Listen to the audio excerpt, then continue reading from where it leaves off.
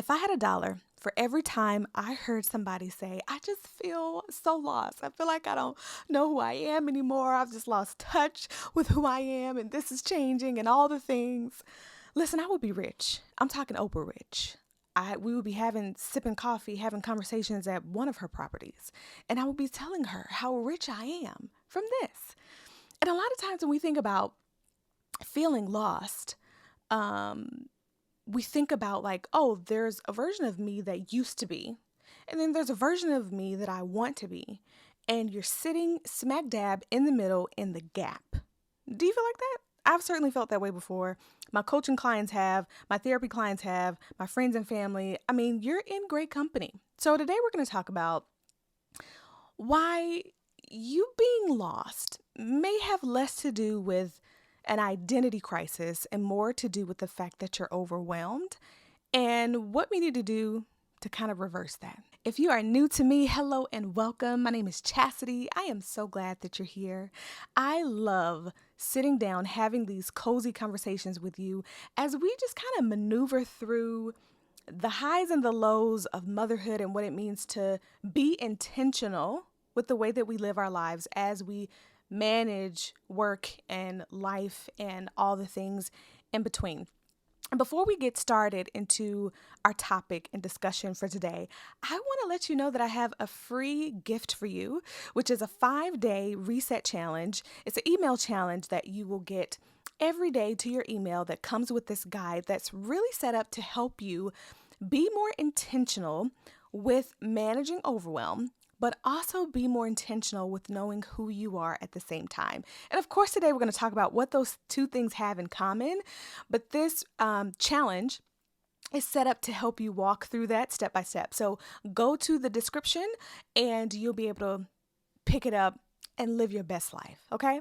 So one of the things that I hear all the time from my clients is this kind of identity loss that happens, whether it's right when you first have kids or you're like years into the game and you've just kind of woken up to the fact that like you don't know who you are anymore.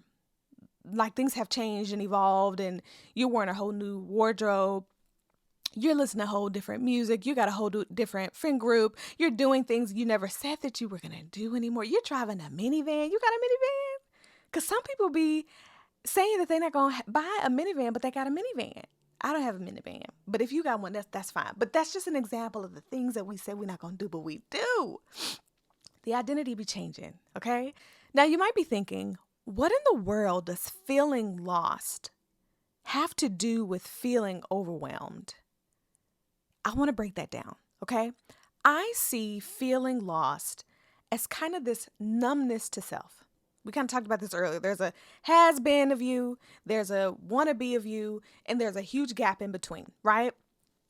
But I feel like this numbness of self, you don't truly understand the place that you hold within the greater scheme of life. You know that you're a good mom. You know that you're a good wife. You know that you're a good friend. You know that you have all of these different aspects of your job and your work going on. That's a given. It's like, okay, these things are managing. But when it comes to your individuality, there's a numbness there. And what I mean by numbness is there are a lot of things that you have yet to understand about yourself. And because of it, there's an emptiness. There's an unsettling. There's this feeling of now you're experiencing things for the first time or maybe in a more intense way, and you don't really know what to do with that.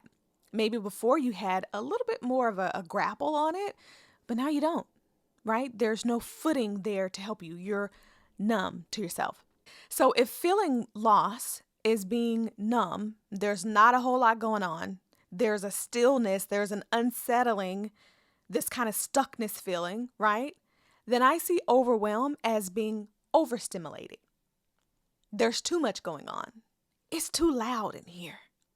It's music, it's thoughts, it's people, it's demands, it's deadlines, it's priorities, it's all the things, right, happening in the environment around you. But on the inside of you, it's very still and not in a very good way. And because overwhelm is the loudest, it is the strongest voice in the room. It's the strongest voice in our bodies, okay? Nervous system is shot because it's a lot going on. Because that is the case, we tend to put all of our energy on decreasing overwhelm only.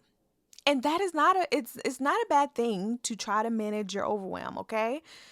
That's not what I'm saying. I'm saying that there needs to be another key to the picture. I feel like if you're just thinking about overcoming overwhelm, you're just trying to put out fires all the time. Oh, I need to do this and this is popping up and I need to do that. And then once these fires are out, then I can get back to this and I can rebuild myself and prioritize myself and I can do this and XYZ, right? If these fires would just calm down, if my kids would just get out of this particular phase, if my relationship could resolve conflict a little bit better, if my job could give me more realistic deadlines, I would be able to have a calmer life. And then I can get to know me a little bit better. But that never happens, right? There is always a fire. And so you continuously putting these fires out is you saying, I want to sign up for a survival mode. And what does survival mode do to your body? It says we have to fight with every nerve in our body to stay alive. It literally feels like it's in a state of threat. Like, coach, we can't sleep because what if something is gonna attack us? That's how your body feels. Even though you're like, okay, I know my environment is safe. No one's gonna break into my house. Your body does not know that. And so it's sending these signals like we're not safe. There's a fire happening around us, within us, okay? That's telling us we cannot relax. This is not a time of rest for us, right? And so I think I've mentioned this before, troubles with sleeping, even issues with appetite, all of those things come from overwhelm, and you're focusing on, how can I stop being overwhelmed? How can I stop being overwhelmed? And if I put this fire out, listen, it's the burnout cycle. You know it, you've lived it, right? So instead of starting out with trying to manage overwhelm, I have another solution for you. I think you should start off with learning yourself instead. And I know that probably sounds a little crazy, but go with me. Just go with me. Can you do that? Okay. I'm not talking about the learning yourself or the connecting with yourself. Like, figure out the music that you like. You know what I mean? Like, figure out the exercises that you can do on this side of yourself. Think about your new wardrobe. Like, all those things are fine and dandy, and yes, that is a part of yourself. It's very surface level, but it is a part of yourself. So yes, do that, but also no. We can't stop there because there is so much more to you than what you do and what you consume. And I think a lot of times we gravitate towards those things that we do or consume, and we call that who we are, right? I'm the type of person who does this. I'm the type of person who wakes up, at 9:00 on Saturday morning, and then I do an hour workout, and then I go to Target, and then I come back and just kind of freshen up the kitchen, and then I do this, and then I go on a sexy little date night, and then, okay, that's fine and dandy. Though you needed that, those are good things to do. I'm not telling you to stop doing those things, but what happens when you cannot do those things? There has to be more about you that does not have to do with doing or consuming. I just want to let that marinate just a little bit. Okay. So when I talk about the big three, okay. So the big three, when it comes to connecting these two, make them speak to each other, this numbness and this overstimulation, nothing is happening, everything is happening, how to make them be nice to each other so that you can live your life, because that's what we want. The first of your big three is learning about your emotional overwhelm. So internally, there are triggers that happen for you that give you warning signs that tell you, this hurts my feelings. The other day, I'd asked my husband for help with something. And I was certain, okay? I was certain that he was going to just be like, yeah, send it over. I have no issues with that. But he didn't. He kind of set a bit of a boundary, and I was hurt. I was thinking, sir, this is not how this works, okay? Do you know how hard it is for me to ask for help, and then you want to come back and tell me no? The upset that I felt before me asking for help, I had identified a need so that I could ask him. Now it ended in us kind of figuring out how I could get that need met, and all is well, okay? But the reason why I brought that point up is I would have never gotten to that end result of us being able to communicate and find a solution that was going to work for the both of us and ultimately help me meet a need that I had I not known what I needed in the first place. Sometimes we want people to automatically know what we need because if it comes from them, if they know it, if they can read our minds, we don't have to. You sometimes will expect people to know what you need, what you got going on, without you yourself knowing it. And that's not fair. And if you would just kind of sit and think about that for a little bit, the example that comes to my mind is like, you're hungry, right? Your husband says, hey, babe, I'm about to go pick something up. What do you want to eat? And you're like, I don't know. What do you want? And then they name something. You're like, I don't want that. Why would you mention that? Okay, there are plenty of options out there. But it's like, how are they supposed to know what you want if you don't know what you want? So first, really, one of the biggest ways to get to this knowing of your needs is really taking inventory, looking at the patterns that happen throughout the week or even throughout the day, right? Jotting down, like today I felt super anxious. Okay, how did the day start?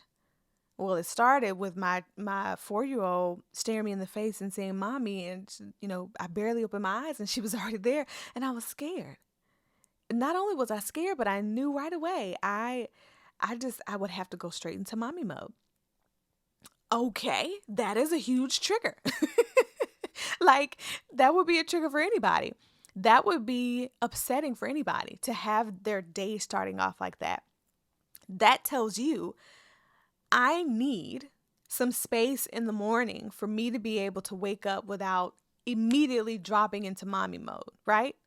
That's a need.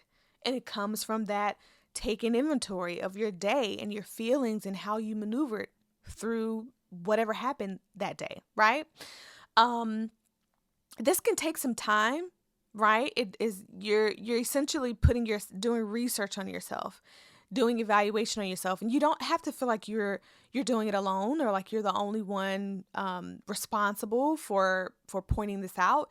You can ask people that are around you, hey, like, are there some patterns that you known about me that stick out to you, like some things that maybe like, oh, it's a little spot of improvement. Now, only ask the people who are going to be honest with you, but kind with you. We don't want to be out here asking people who are going to lie, okay? And we don't want to be out here asking people who are mean. And hopefully you don't have those people in your life, but you just never know. But yeah, ask them. And hopefully they'll give you some pointers of like, yeah, you get a little snipey sometimes if the kids around, this particular setting, dinner time, when we get ready to go out or whatever it is, and work yourself backwards to say, okay, if I get super anxious whenever we're going out to eat, I'm talking a lot about food. I told you I was rich and I'm eating with Oprah. I think that's why. But when we get ready to go to the restaurant and we're eating out, it makes me super anxious because I feel like, everyone else is watching me and they think I should take the kids out of the restaurant and when they get loud and fussy and all these things. And so one, that gives you a clue of thinking through the fact that not everybody is watching you. They don't care that much, sis. They worried about their own selves. And even if they are watching you or tuning into you, listen, this is a normal part of the child development life cycle. Them crying Has nothing to do with them. They're going to be all right. Okay. So that's one thing, right? Allowing yourself for that to be okay if people are watching. And maybe you need to work through that. Where is there shame or unresolved issues related to you appearing to be out of control in front of people? Yeah, that's a big emotional need for you to think through and dig through the fact that your perception or your image in front of other people is more important than you in that moment and what you actually need. That would be a pointer. But you see what I'm saying? Like working through some of those patterns that happen in your life on a day-to-day basis, taking inventory, asking other people and having them join in on the conversations, very important, very helpful, right? The second of the big three is environmental overwhelm. So this is really particularly around things that happen outside of you that you don't really have a whole bunch of control over, but because they frequent you often. So let's think through work, right? So if you are working for someone else, you're not an entrepreneur, you're working a 9 to 5, you're in corporate, and other people get to determine your deadlines. And that's something that maybe you can negotiate a little bit. Like, coach, can I get this to you on Wednesday instead of Monday? Like, there might be a little negotiation with that, but you still got to get it done. Okay.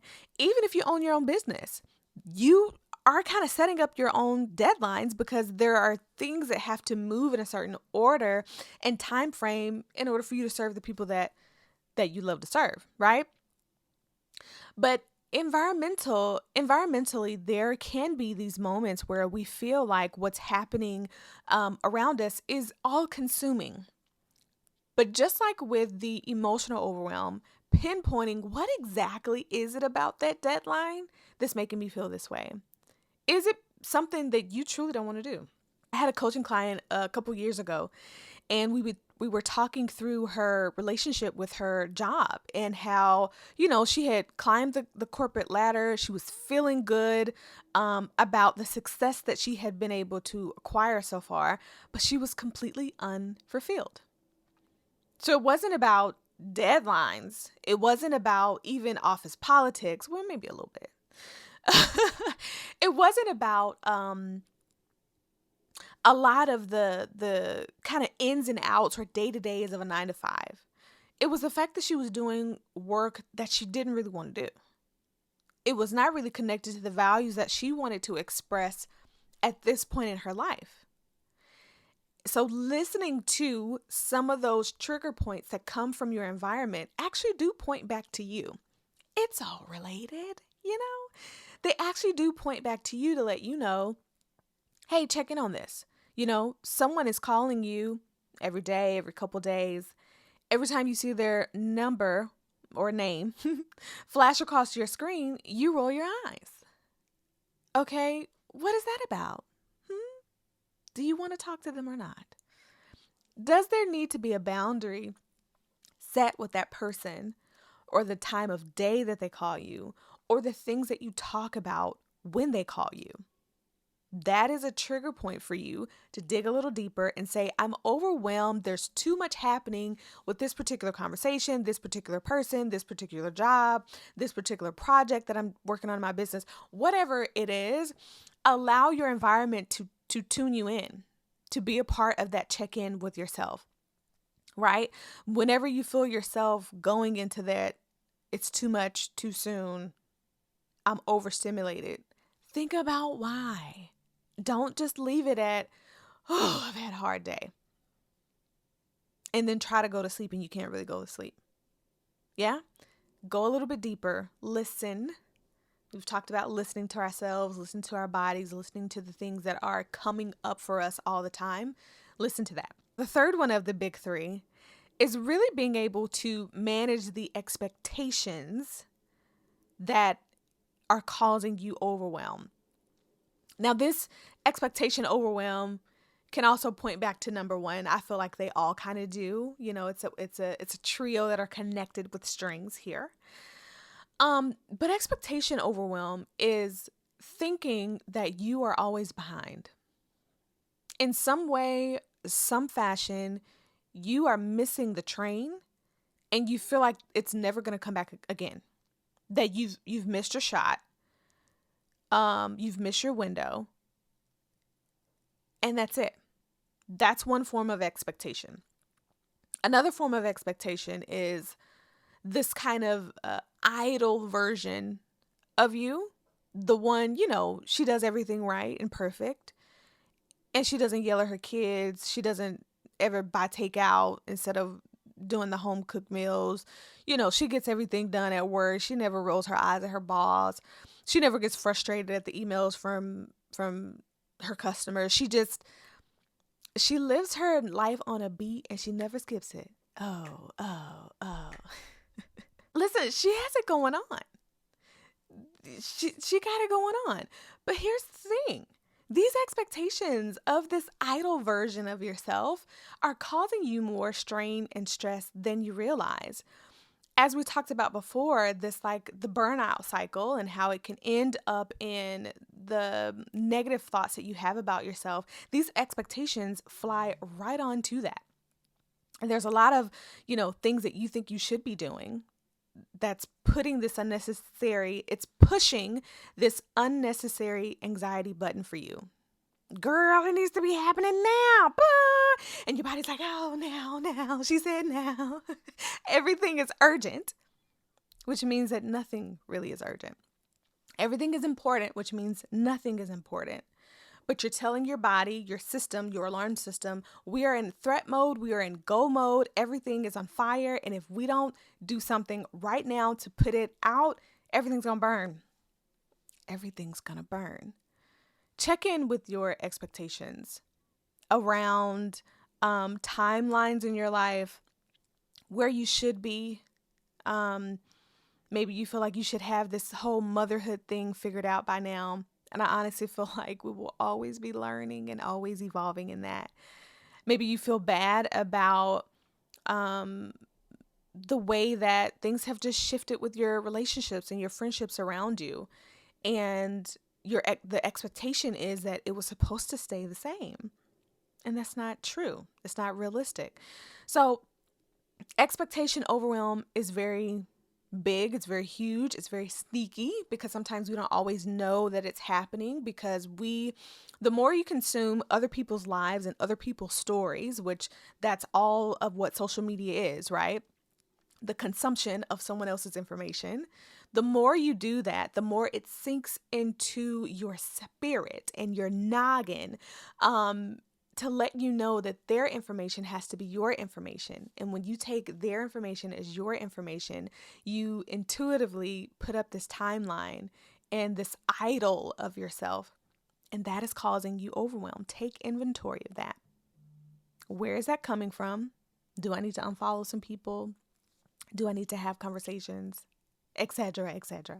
I think the beautiful part of being able to walk through the big three, right? Emotional overwhelm, environmental overwhelm, and expectation overwhelm is the fact that you get to, one, identify your needs in that area. But because you've identified those needs in that area, you are kinder to yourself. We like to talk about self-compassion as if we can just pull it out of thin air. Say, there we go. Now I'm just going to smother myself in a little self-compassion and all is going to be well on earth. It don't work like that, do it? I know it don't work like that. But here's why. If you don't know where your frustration, where your overwhelm, where this feeling of being lost is coming from, you are quick to blame. And if you don't have something tangible outside of you to blame, you're going to blame yourself. And it's hard to be kind to someone who you blame as, somebody who's done you wrong, someone who has hurt you. But when you know that, oh, I actually get frustrated and yell at my kids when they come home from school and everything is everywhere, or I'm picking them up from daycare and they're screaming in the car, it's because it's literally too loud. And I'm a little sensitive to the sensory of noise all the time. So I'm not a bad mom. I'm not too short fused. I just need to figure out a way to bring that noise level down. You know, they're kids. They're gonna do what they do. My kid's yelling right now. I hope you can't hear them. They're gonna do what they do, right? So you can't necessarily just be like, okay, y'all be quiet all the time. But what can you insert? What quiet time can you insert to kind of combat that? I heard someone kind of talking about noise cancellation, headphones or earphones, things like that. Like that's a very simple way to connect to yourself and to combat overwhelm and be kind to yourself. Why would you withhold things that are going to help you? When you do those smaller things for yourself, you're creating that space for you to be rediscovered. It's like, oh, if that worked, shoot, what else can work?